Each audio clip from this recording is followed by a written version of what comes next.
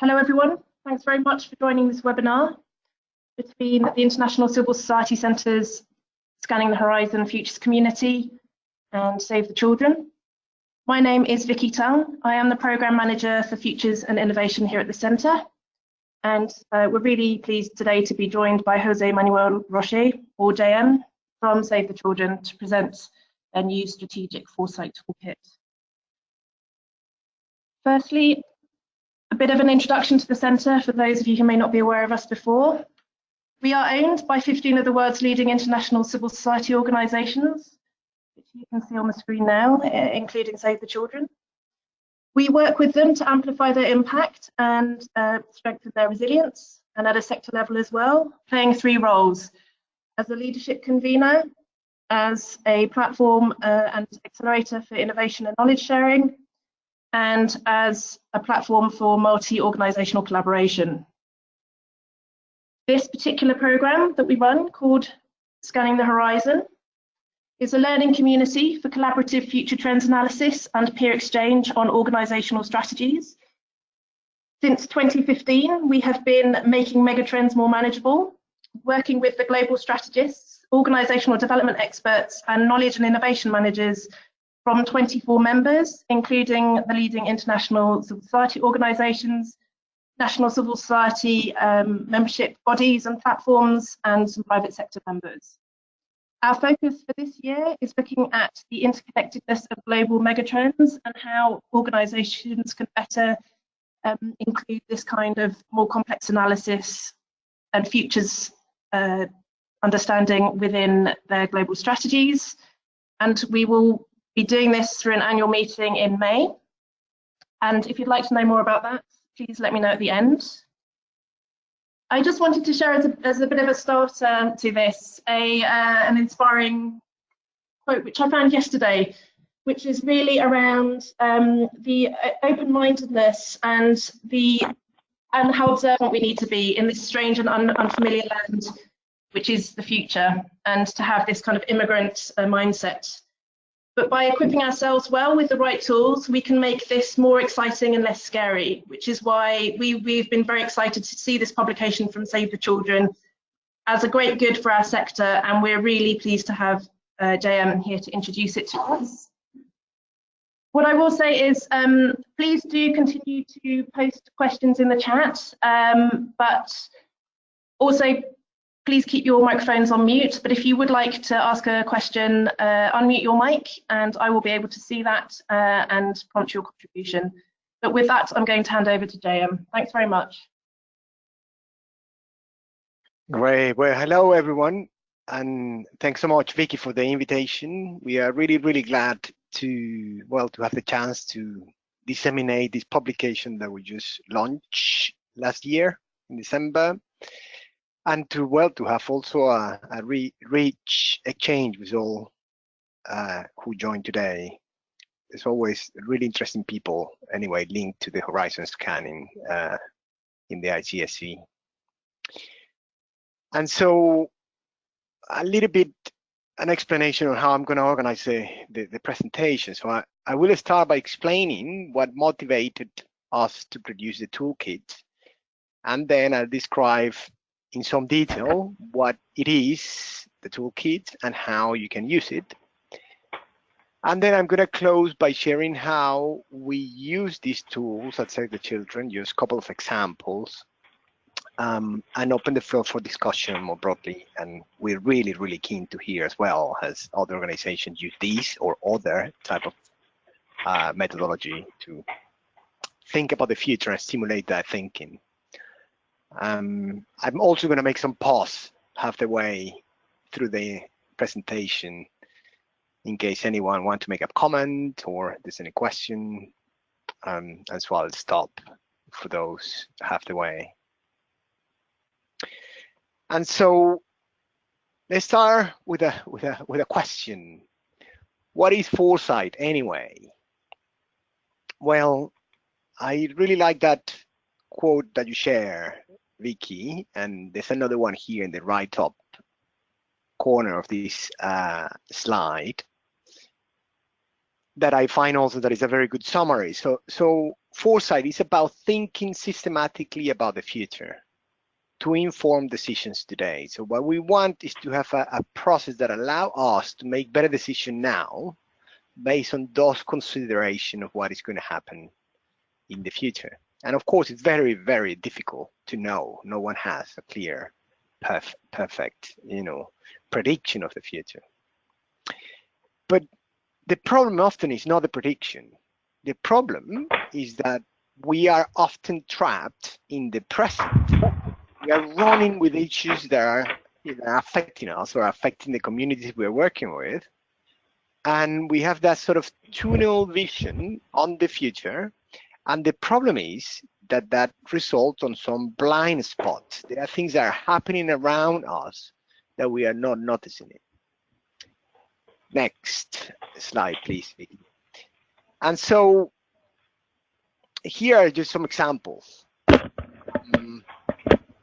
And what happened is that it seems that the sector, and by the sector I mean here international NGOs, it seems that we need to wait until a crisis erupts to then figure out ways to change and to adjust and to really adjust to what it was already happening, but we were not seeing it.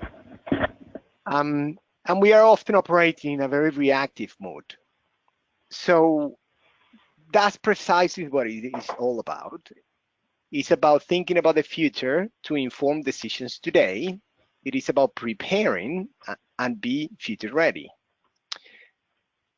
And in many cases, it's about risk management. In other, it may be about being more flexible and agile and to adjust to changes. In some cases, and here's where I'm more excited about, it is about innovating and shaping the future as well.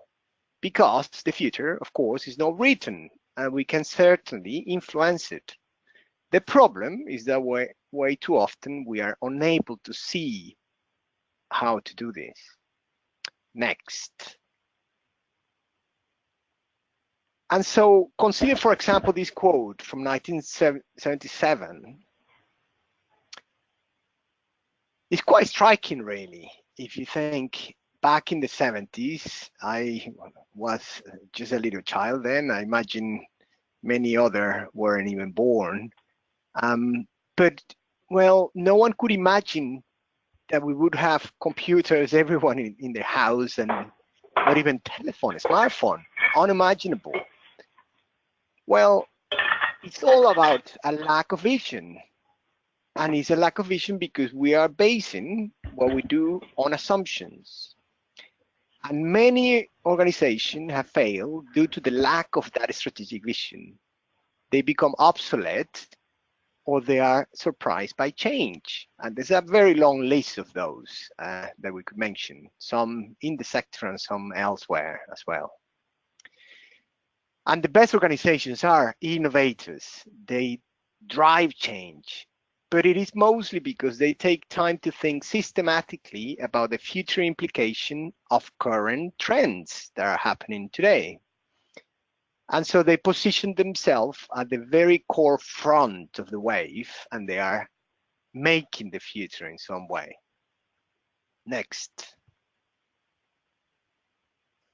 And indeed, the best leaders, you name them, whether they are political leaders, they are NGOs leaders, they are in the private sector and so on, the best of them have a very strong foresight capacity. They can see beyond today and they have really good intuition. But it's not because they are genius. They are not genius. I mean, some are quite genius in some way, but it's not only that because they are genius. It's because they invest time in it. They become what they want to be.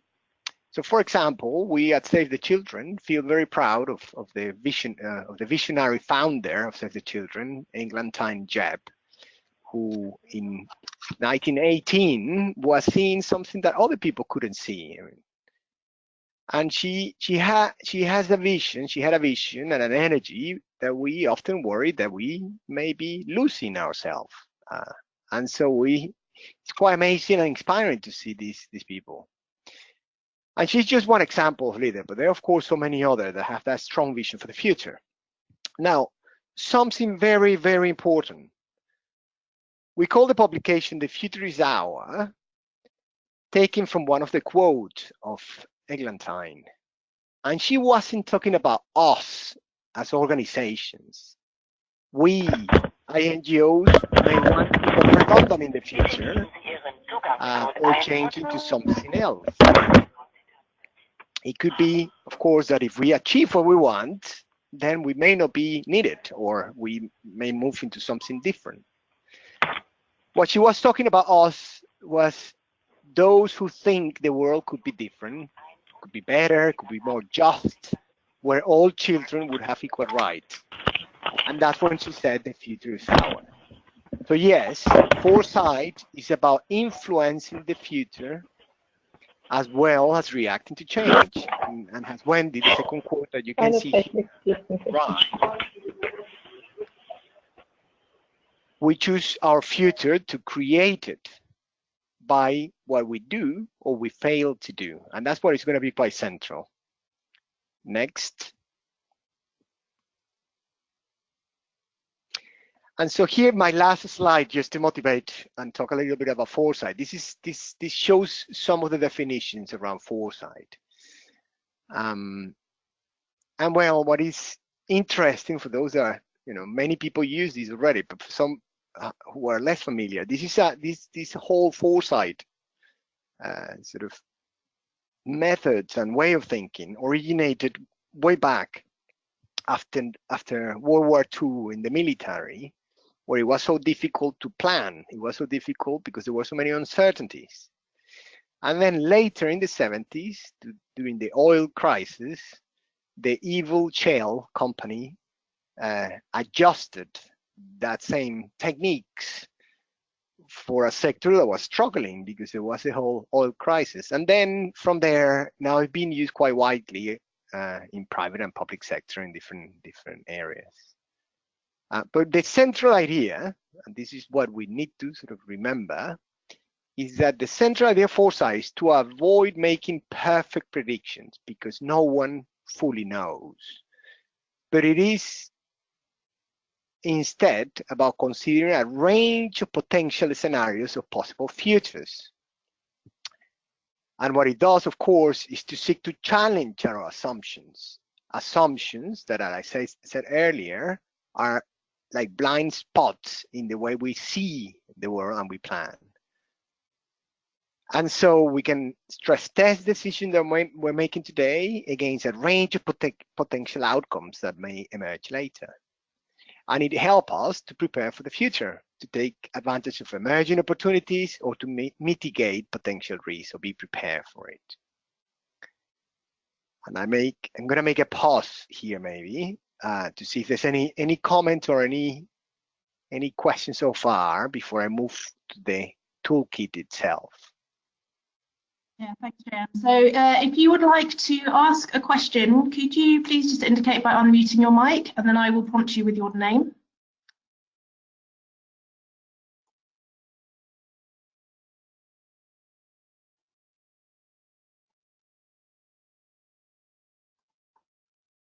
Okay, so there doesn't seem to be any immediate questions. So let's move on with the toolkit, and then I'm sure we go back. Yeah. The question. If you have any question anyway, feel free to write them. You don't have to wait until the end. Yeah. Question and equally comments. Comments are really good as well. If you have anything that you want to share about what you do or any other organization, that's also useful. And so how did we land it in producing the toolkit? Well, we were using these tools to support in strategizing already, especially in campaigns. And we're all quite good. But then we had the thought, people rotate, people leave the organization, and practical knowledge just goes with them. And for once, I will also be leaving Save the Children quite soon. At the time, I didn't know, but you know that you won't be there forever and other people won't be there forever. So we thought we needed to systematize these tools and put them into some document that we could use. And one thing led to another, we thought about sharing it with the wider sector, and of course, it could only have a replicating positive effect. We thought this is just useful just to get it out. If we're gonna do it, we just need to get it out. And so that's how we partner with the School of International Futures, and took a year to put this all together, from writing the draft to eventually getting this publication in the format that you see it today. So why is it? What is the toolkit? So what we put together was a set of 12 tools that teams can use during strategizing or planning. And then here the question, why these 12? Why not others? Well, the short answer is that we wanted to cover 3 areas. The first, we have a set of tools to explore, what we call to explore. And those tools were used at the beginning of the project to understand the key driver of change or implication of these issues on your radar, and to identify gaps in your thinking. So it's the moment when you are giving yourself some time to explore what those drivers of change are, to think of trends and so on. The second group of tools, the other 4 tools, were about creating alternative futures.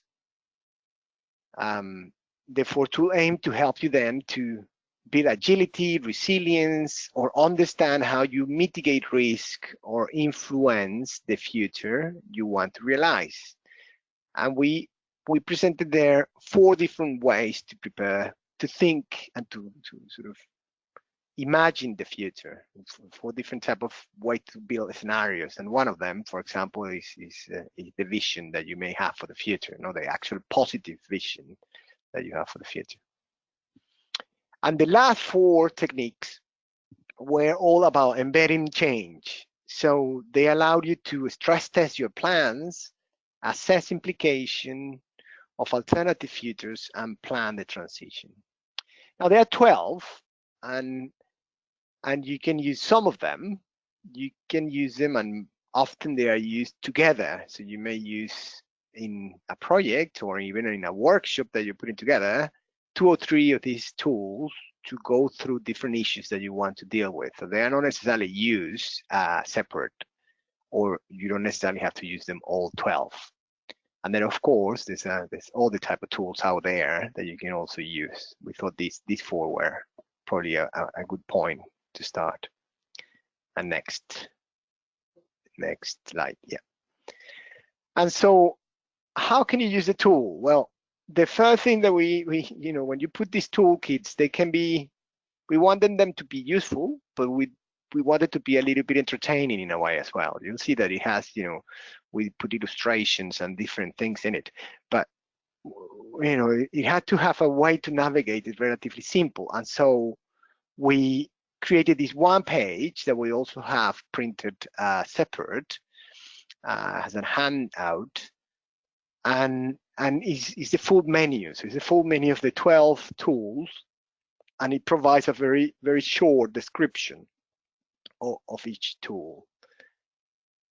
And as I said before, something very important is that you can use them together, right? You can use in conjunction with one another. And so you may go around here when you see this menu and you start thinking how you're going to use this one a little bit with that one, and you start thinking on the strategy on how you're going to use it. It could be, for example, that you're going to organize a planning retreat or a workshop, and you start thinking, can I use some of them?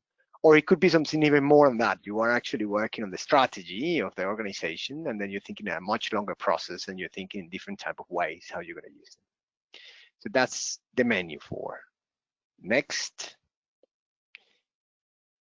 And then we had each chapter, and each chapter starts with a pager that is a snapshot of each tool. Again, we prepare these so they can be printed, and then you can have also a one-pager snapshot of each tool if people don't want to get into too much detail. For example, if you're organizing the workshop, you may want to just share that one-pager with the participants so they know what this is about, and they don't need to read the whole full toolkit. And so in this case, for example, in the screen, you can see the driver mapping. that is a tool that is used to identify high impacts and high uncertainty drivers and to discuss them. And so, you can see there in the slide that it tells you what it is about, how you use it, and also the bottom it tells you how you could use them together with other tools. Next.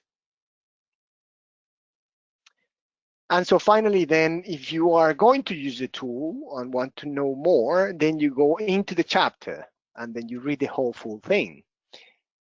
We included here a bunch of different things, from a really clear step-by-step, explanation on how to apply them, or a guideline for facilitators, so the facilitator know how to put them together, or even templates that you could use exactly the same template or adapt them. What is really good of these tools is that you, depending on how you are going to apply them and where, you can also adapt the tool. You don't have to follow things exactly how they are explained in this guideline, but it gives you an idea to then decide if you follow exactly the same way or if you modify them. And then I can maybe stop here again for another pause in case there's any question or comment. Yeah, so the same. I have a question, but if anyone else does as well, please either pop it in the chat or unmute. So on a practical question, are you sharing printed copies? We do have printed copies, yes, and we are happy to share them. We have a copy that is the whole full booklet. That is the same one that you can find online, but it's printed. And we have some handouts. So we have the menu handout and all 12 tools. It's one handout for each. Yes, so we have them, and we are happy to share them with anyone who want them. Obviously, they've been already paid, so it's just a matter of expressing that you're interested, and we share them. Great. So Sam has also picked up a question which I was going to touch on as well. Is the length of time? How can you still use this even when you have limited amount of time, maybe even an hour? That's a brilliant question, because yes, some are more complicated than others, no? And the menu, if you go back to the menu slide, Vicky, just go back a couple of, you have the time there, right? So some of them, you said an hour and a half, for example. You could use less than an hour and a half. You just have to simplify it. So for example, the SWOT, you're looking, and this one I'm sure people have used it. So it's the strengths, weaknesses, opportunities, and you can one way is that you only look at strengths and weaknesses, and then you do this relatively quickly. The future wheels, for example, you can you may borrow scenarios from somewhere else, bring a scenario that you think is challenging, and then yes, organize a 1 hour activity around that. So there are ways in which you could simplify them to use it shorter. What is, for example, harder perhaps is to set up scenarios, right? So if you're going to design your scenarios, well, that takes probably a little more thinking than just 1 hour, but you could start, you could do work beforehand, if you wanted to do it still in 1 hour. You could do work beforehand and get people some insight before they arrive, as in you already have done some of the work, and then the 1 hour is a little bit of an activity. So you could, for example, already have some facts that you are sharing with people, and then you have the wild card. So for example, something happens, an earthquake or whatever you want to include there in the, Brexit happened or didn't happen, or this president won or didn't win. And then you have those cards there, and you stimulate the thinking, and you produce a scenario. So you could do it, you could do something shorter. And it also depends a lot on whether people are familiar with a little bit of future thinking, because this is like an exercise, right? It's not as hard as, I don't know, doing other things, but if people are already familiar with thinking a little bit about the future, then you can really quickly move them to have the discussion. Otherwise, you need to warm up. You need a little bit of a warm up. So that.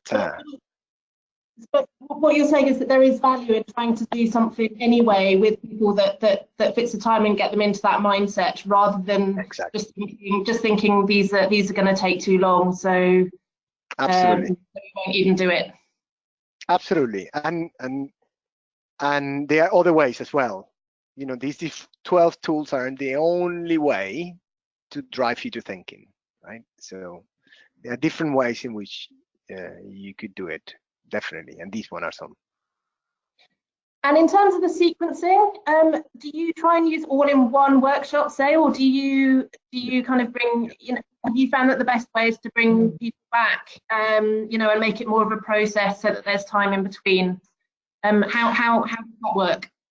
Yeah, so in terms of the process, you don't have to use them in sequencing. You know, they don't have to be used in sequencing or all at exactly the same time.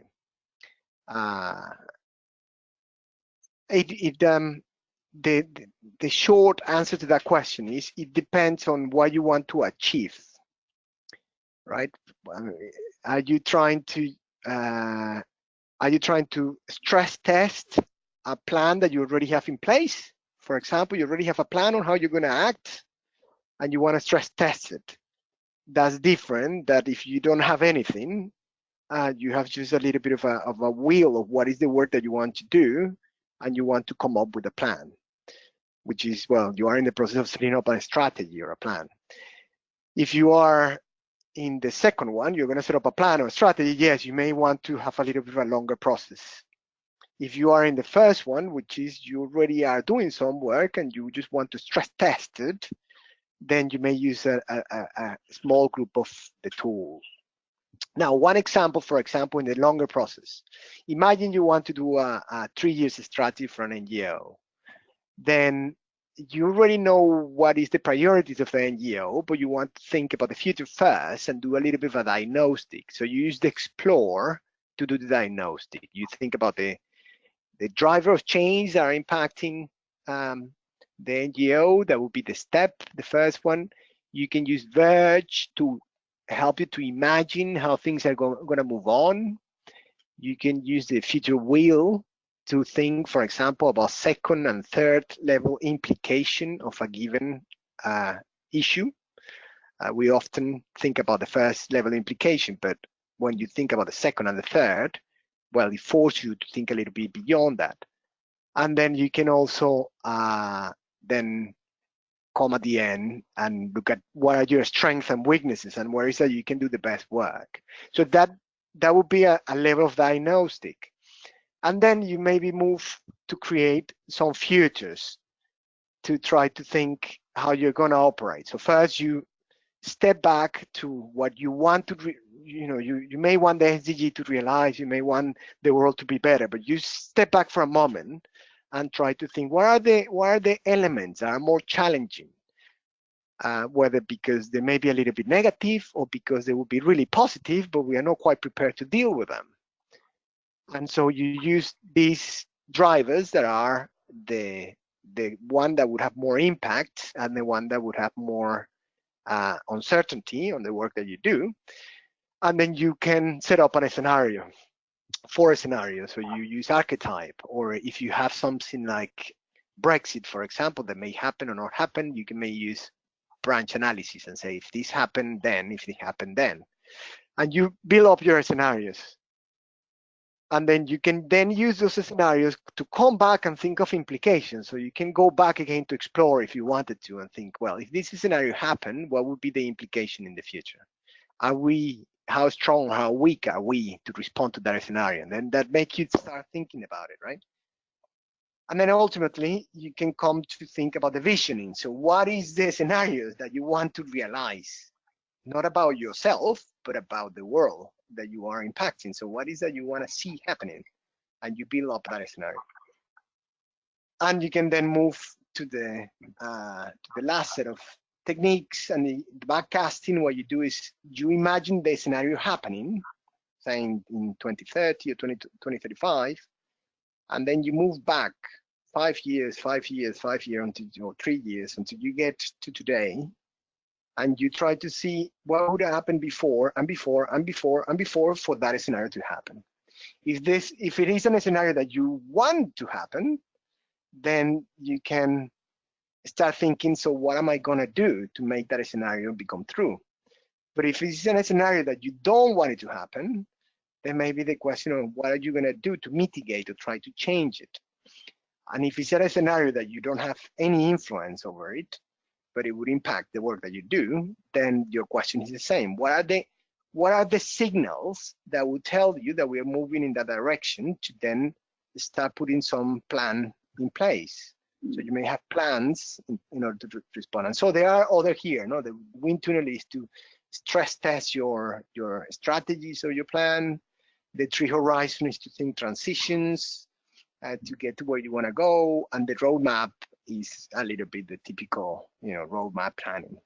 But you can go back and forward with these tools depending what you're trying to achieve. That sounds quite complicated because I was talking about a full strategy of an NGO. But again, as I said, if you already are working in an area, you have some tactics that you're putting in place, and you just want to stress test them to see if they work, you may use wind tunneling in a 1-hour meeting just to see, are we strong in these different scenarios for the future? And then that stimulates some thinking and some actions immediately.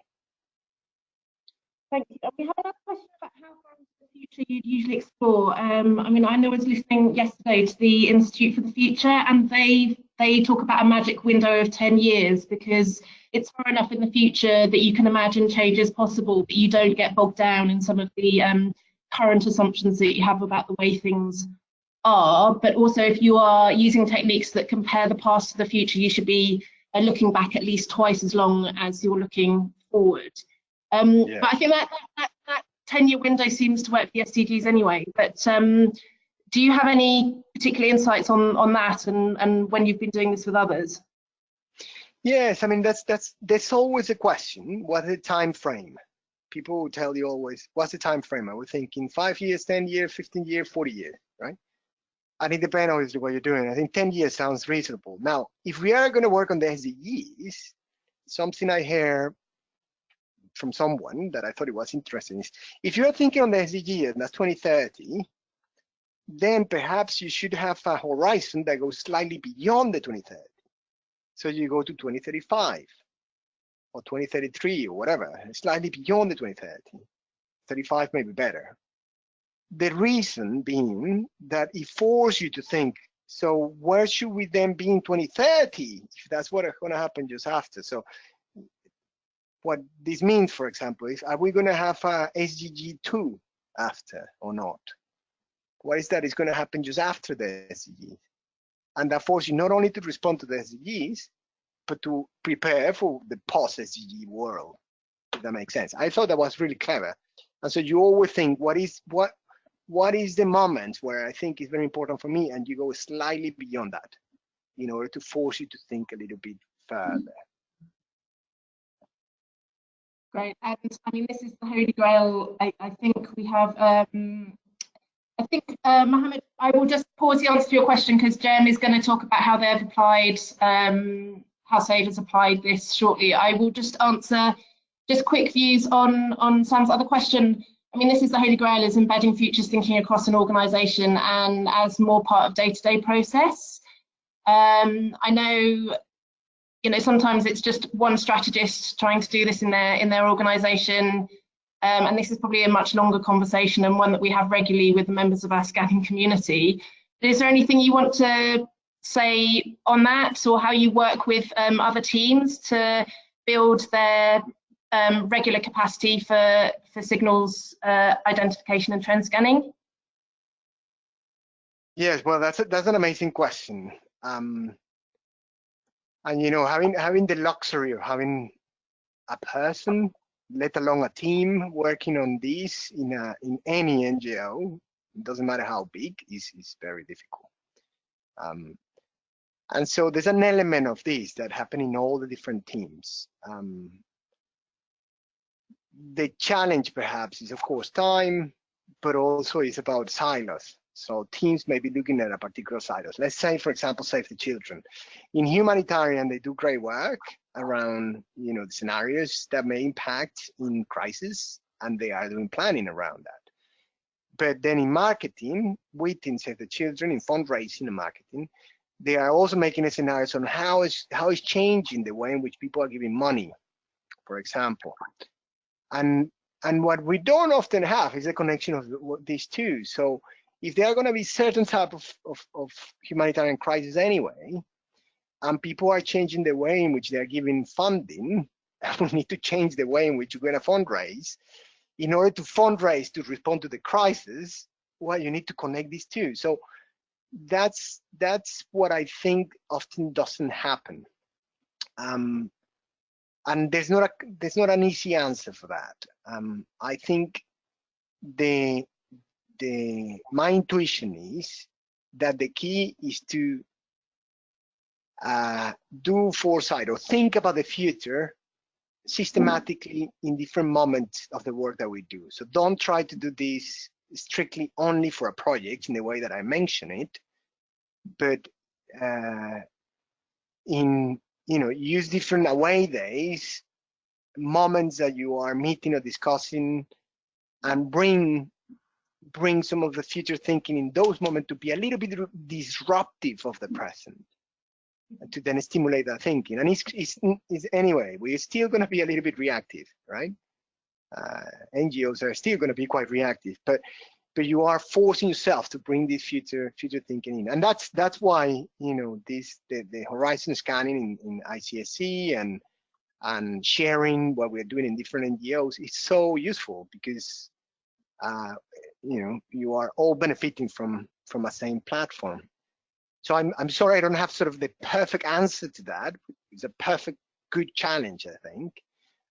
But it is about training the muscle and using it systematically all the time. So a simple way, if you want to do it, is now and then, maybe every couple of weeks or a week, share insight of signs of the future that you see today. So, because it's as simple as that, as looking at the world around you and see the future in it, and share it with your colleagues and try to think about it. So you can share an insight, one, of the future today in a meeting really quickly. There could be different ways like that. That is just training the muscle. Yeah, and I think those signals that, I heard of this definition yesterday as well, which was like specific examples of the future that exist in the present. And so I think that it's as you say, just habit forming around making sure that these are kind of tracked, but also shared internally as well. So let's go on to the final bit, which also speaks to Mohammed's question, I think, about can you talk about how you've applied these tools within SAVE? Yes. So I just a minute ago explained how you would do a perfect strategy using all these tools. Did we do it? Well, no, because exactly what happened is that you often don't have the time. But what we did is that we incorporate some of them to stress test the strategy. So the strategy, yes, it was informed by horizon scanning, by what we thought were the main big issues that were affecting and so on, but not necessarily by a pure systematic process of this sort, or even by scenarios. What we did is that we produced some tailored scenarios to stress test our strategy in collaboration, in this case, with the Oxford Scenario Program. What these scenarios did is that they pick up on blind spots in the strategy. So they try to look at issues that, if they turn to be slightly different, they would have really strong implication for the strategy. And so, for example, one of them had to do with China, the role of China, and a little bit the role around digitalization and algorithms. And if you are thinking in terms of influencing, and international NGOs often focus too much in the G7 and UN moments, and also in political context, if it's China, and in Asia there's much more prominence. And in the future, we're moving more towards algorithms. So how do you influence algorithms in how funding is allocated, for example? So that was one scenario. Another one was completely different world. It was called the local heroes, and it was a much flatter world where you don't have the big difference that you have today. Something that many of us would think is quite ideal, but that of course brought all the type of challenges. It was difficult to coordinate, for example, response and so on. And another one was about the growing of corporations and the corporations being able to, do development and humanitarian response. And so you have these three scenarios, and we then stress test our strategy again the scenarios, and also thought on, well, where as an organization, what were our strength or weakness, given that the world was going to become this or that way. And that sort of helped a little bit to exercise the muscle of what if the assumption that we are making in this strategy don't quite happen the same way. And it didn't demand huge amount of work. It was definitely doable, and it was using 2 or 3 or 4 actually of the tools. Next. And then we use it also in other contexts, in a range of workshops around policy and campaign work. And again, here we were using often two only tools or 3 tools, and it was maybe a half a day or full day long meeting. And because of the nature, the participatory nature of these tools, this is mostly to do a discussion, an organized discussion in the room. Well, they are really, really useful, I found, to help converge in agendas and to plan transitions to the future. So we were, for example, here talking about the future of aid, but also financing for development and what you expect in terms of autonomy of countries, for example, and you didn't want to stimulate dependency, you want to go the opposite way and so on. And then there was a question about campaigning. And then we brought different teams that had different elements of these, and they weren't necessarily looking to their joint, they didn't have a joint perspective, and it helps to sort of to converge a little bit in the agenda, and then to think on how you were going to transition to you, or the world is going to transition to where we want it to be. And again, this is it wasn't really complicated, and something I wouldn't like to show or to give the impression. I wouldn't like to give the impression that by systematic this means that it's clear and clean. No, it's actually quite messy. You are doing a lot of thinking that is quite messy and iterative, where people are thinking and coming to conclusion, and you have nodes in the wall and in different places, but that all together then come together to a synthesis. That is what you take then to move forward. Next. And so just to finish, what is just very, very important is that future thinking is, of course, more than these tools, this set of tools. These tools are just some ways to try to stimulate this. And it's about, instead, future thinking is about creating new mindset for change, whether it's external or it's internal in the organization. And so 4 top tips that are important to keep in mind are, first, to be open to a range of possible futures. So definitely avoid the urge to predict. One is move, of course, beyond horizon scanning only, as in just looking at what are things that are emerging. You need to go a little bit beyond that as well.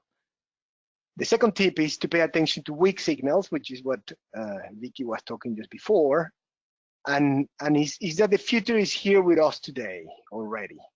But it's about distinguishing what is a weak signal, what it seems to be actually something that would materialize in the future, from noise, from things that are interesting, but they would disappear. And the problem occurs when organizations are unable to notice driver of change, when you are unable to think that something is coming and you don't see it. So you need to keep an eye on paying attention to those weak signals. The third one is what I say here, practice foresight regularly.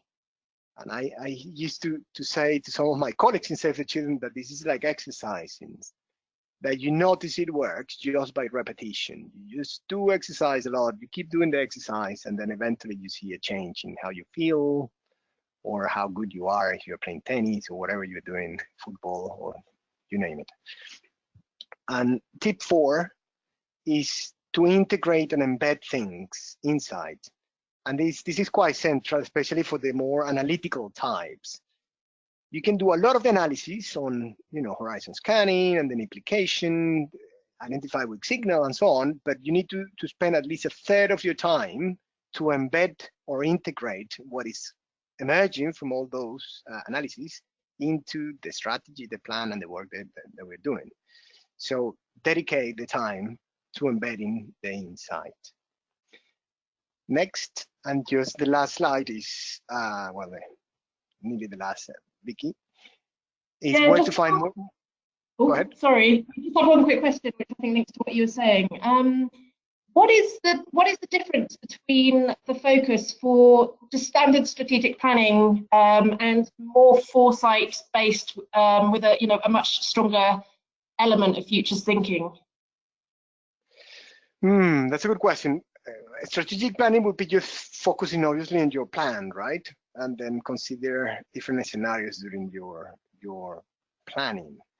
But you can use foresight for innovation as well, right?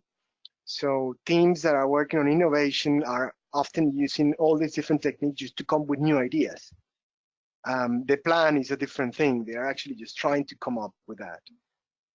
But you can also, all the teams, risk management, maybe just thinking about what are the risks, how we're going to mitigate it, and what plan do we need to put in place. And so it's not necessarily linked to the strategy, strategic planning.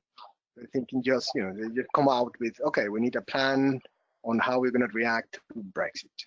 And then you just have a plan there.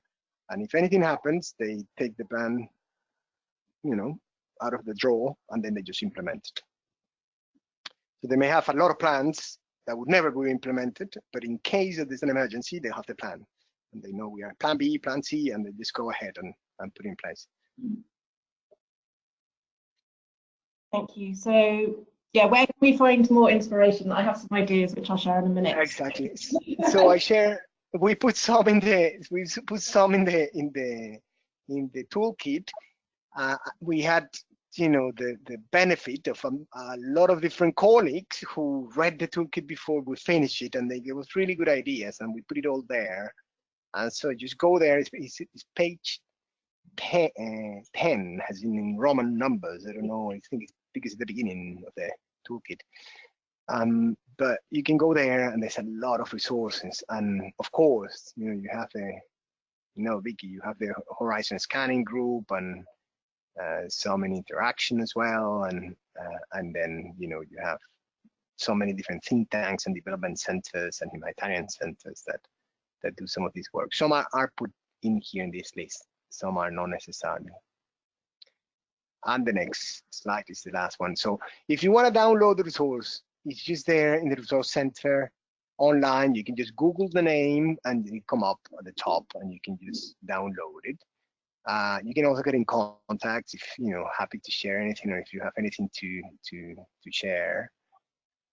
And yes, we have some printed copies, so happy to share. If you are in the UK, very, very easy. If you are not in the UK, well, there's the money of sending it or receiving it, but we can figure something out, I'm sure. Yeah, that's great. Thank you very much, Jim.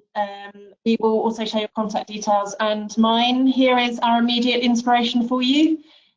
So you can catch past webinars on our YouTube channel. So just search for International Civil Society Centre on YouTube. We focused on scanning China last year, scanning the influence of global China. So there are some webinars on that there.